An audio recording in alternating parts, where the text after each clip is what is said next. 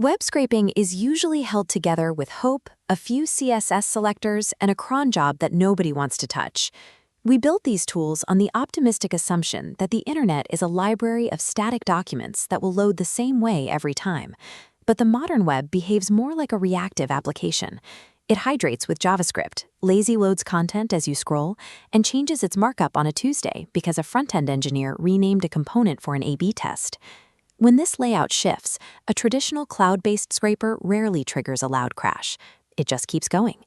This schematic shows the result.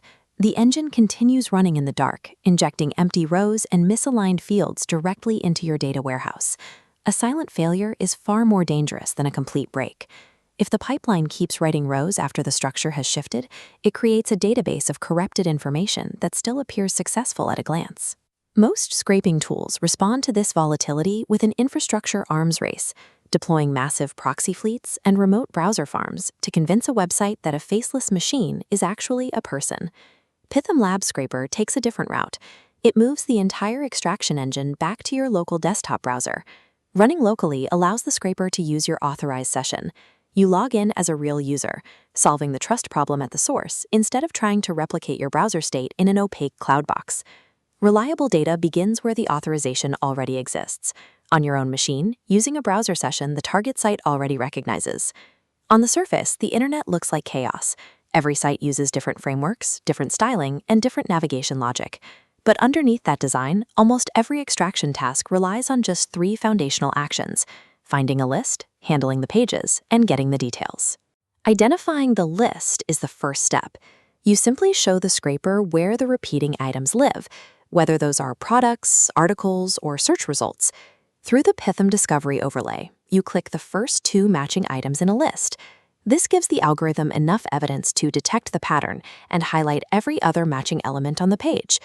By using human clicks to define these repeating structures, we can turn a complex layout into a set of predictable, repeatable instructions.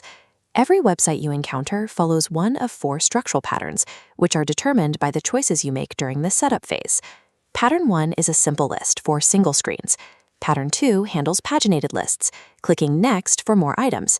Pattern 3, List plus Detail, clicks into items for deeper data. The final pattern, Paginated List plus Detail, traverses pages while diving into every item. Classifying a website into one of these 4 patterns turns a bespoke extraction task into a standardized, repeatable workflow. This is the baton pass.